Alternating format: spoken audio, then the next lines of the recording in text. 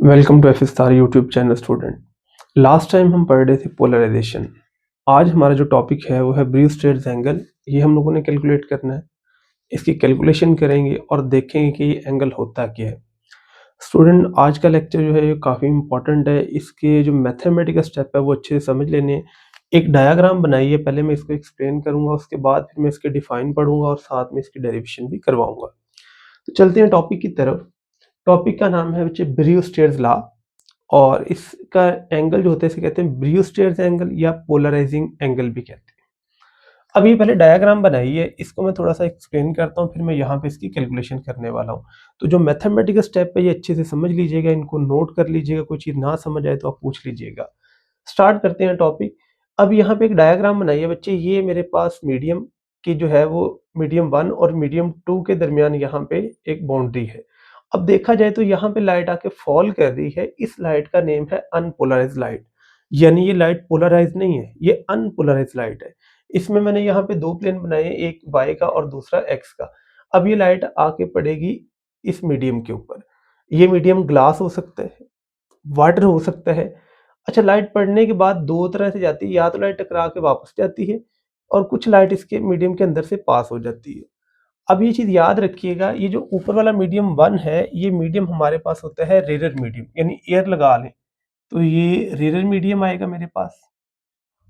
और जो नीचे वाला मीडियम है ये मेरे पास होता है डेंसर मीडियम। तो ये 2 तरह के मीडियम है। फर्ज़ कीजिएगा ये एयर है तो ये ग्लास है, या अगर ये एयर है तो ये वाटर होगा। अब जो लाइट टकरा के वापस जाती है, इस लाइट का नाम होता है रिफ्लेक्टेड लाइट, यानी ऐसे रिफ्लेक्टेड रे भी कहेंगे।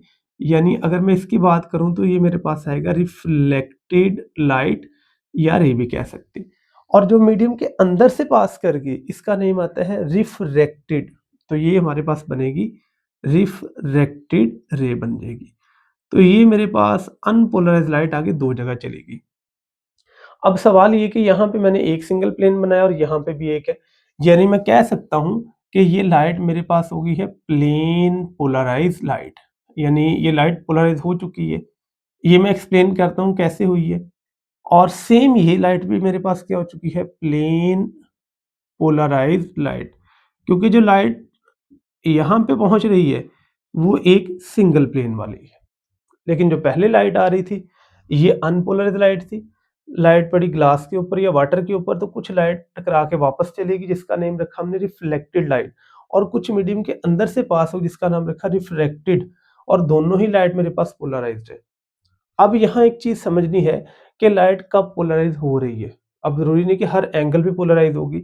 ये पोलराइज एक स्पेसिफिक एंगल पे होती है, वो एंगल हम लोगों ने कैलकुलेट करना है और उसी एंगल को हम नेम देते हैं ब्यूस्टेड्स एंगल।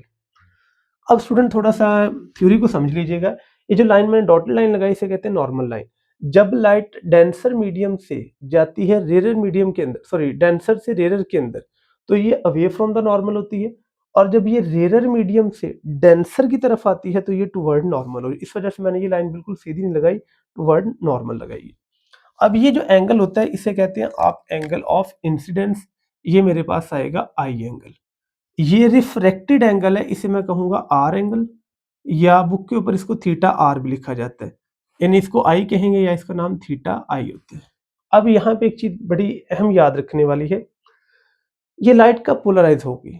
ये लाइट सिर्फ बच्चे एक कंडीशन में पोलराइज होगी, जब हमारे पास रिफ्रैक्टेड और रिफ्लेक्टेड के दरमियान में एंगल 90 डिग्री का आएगा, तब जाके ये लाइट पोलराइज होगी, अदरवाइज ये कभी भी पोलराइज नहीं होगी। तो हमारे पास रिफ्लेक्टेड लाइट और रिफ्रैक्टेड लाइट, इनमें एंगल जो है वो 90 डिग्री का होना चाहिए, अदरवाइज ये लाइट कभी भी पोलराइज नहीं होगी। तो ये कंडीशन है कि लाइट का जो रिफ्लेक्टेड का और रिफ्रैक्टेड का जो एंगल है वो 90 डिग्री आएगा। अब ये जो एंगल होता है इसे कहते हैं थीटा पी पोलराइजिंग एंगल, यानी इसको मैं थीटा पी भी कह सकता हूँ। और ये मेरे पास है थीटा आर एंगल। तो ये कुछ डायग्राम थी, इसको हम लोगों ने ऐसे लेबल कर लेना है। ये कंप्लीट डायग्राम मैंने एक्सप्लेन कर दिया। अब हमारा काम है, हमने थीटा पी कैलकुलेट करना है, यानी tan थीटा पी, जिसका नेम पोलराइजिंग एंगल भी है या इसे ब्रूस्टर्स एंगल भी कहते हैं।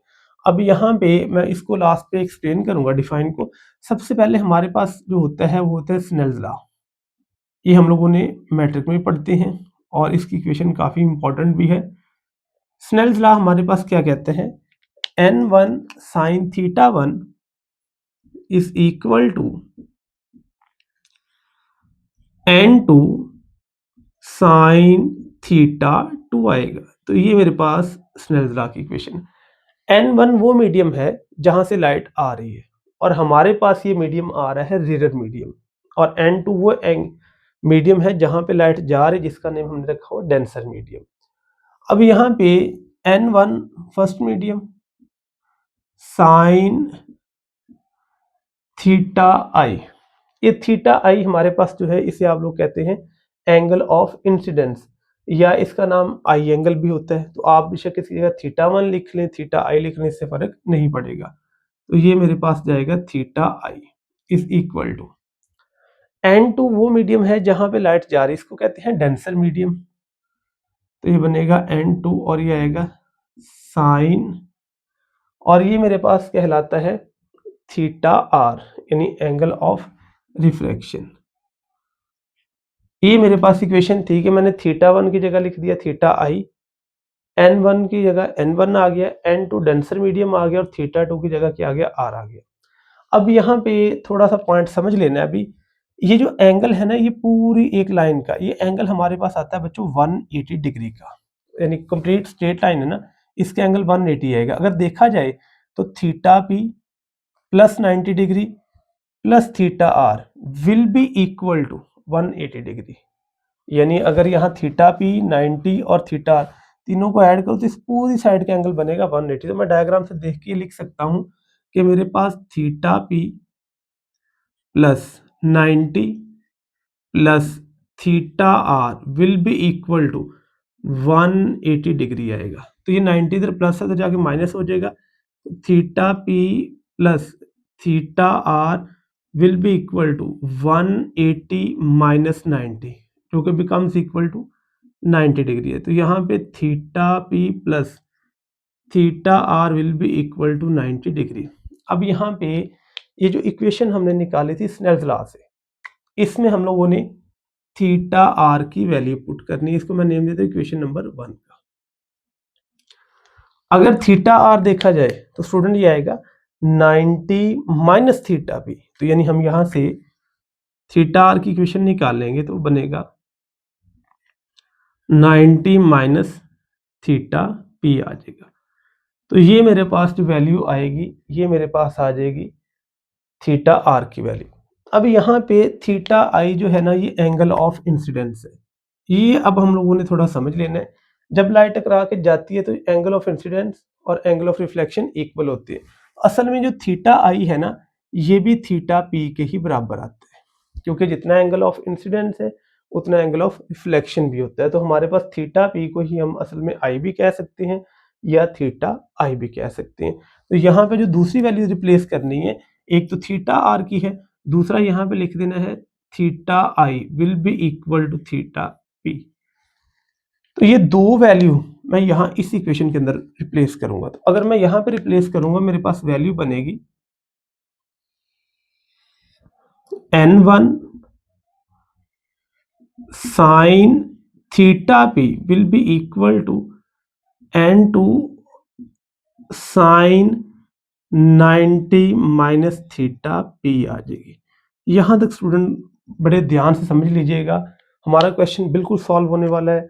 हमारे पास जो कैलकुलेशन थी बिल्कुल आसान से हम लोगों ने सॉल्व कर ली है। n1 वैसे ही आ गया, थीटा एक जगह थीटा पी आ गया, n2 सिंपल वैसे ही है sine 90 minus theta P theta R की जगह चला गया। अब यहाँ पे एक जो है वो मैथमेटिकल फार्मूला होता है हमारे पास, अगर एंगल के अंदर 90 आ जाए तो वो बाहर वाले फंक्शन को चेंज कर देगा। अगर वो साइन है तो कॉस बन जाएगा, अगर वो कॉस है तो साइन बन जाएगा। अब यहाँ पे बाहर वाला फंक्शन है साइन, तो इसको वो 90 चेंज करके बना देगा कॉस, तो हमारे पास आएगा n1 sine theta P will be equal to n2 cos theta P चला जाएगा। तो साइन ने कॉस में चेंज होना है, 90 खत्म हो जाएगा, थीटा पे वैसे ही आ जाएगा। अब ये मल्टीप्लाई हो रहा है स्टूडेंट, इधर आके डिवाइड हो जाएगा, तो हमारे पास बनेगा sign theta P divided by